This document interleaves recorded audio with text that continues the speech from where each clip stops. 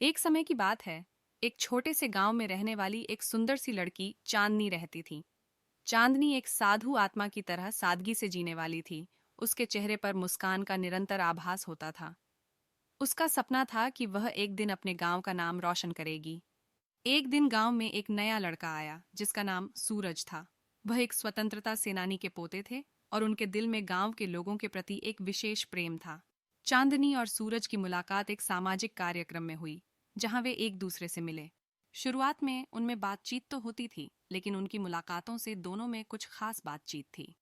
धीरे धीरे दोनों के बीच में एक खास दोस्ती बन गई थी, जो दोनों को एक दूसरे के साथ समय बिताने का अवसर देती थी। एक दिन गांव में हो रहे एक मेले में दोनों ने एक साथ समय बिताने का निर्णय किया। मेले की रौनक में दोनों ने एक दूसरे को साथ में खेतों में घूमने का प्रस्ताव दिया और उन्होंने इसे एक रोमांटिक ट्रिप में बदल दिया।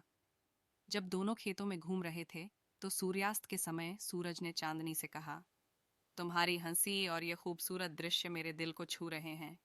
मीरा ने हंसते हुए उत्तर दिया, तुम्हारी मुस्कान और इस सुंदर संसार में चलना मेरे लिए भी एक सपना है।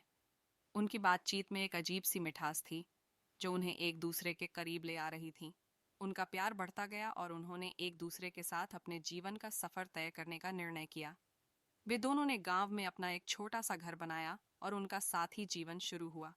उनकी प्रेम कहानी गांव वालों के बीच मशहूर हो गई और वह लोग उन्हें प्यार भरा जीवन देने की शुभकामनाएं देते रहे। लेकिन जिंदगी हमेशा एक सफर है और एक दिन एक असली परीक्षा आई। सूरज को अचानक हादसा हो गया और उसकी स्थिति गंभीर हो गई। इस मुश्किल घड़ी में चांदनी ने अपने प्यार का साथ निभाया और सूरज के साथ इस सफर को अंजाम देने का निर्णय किया।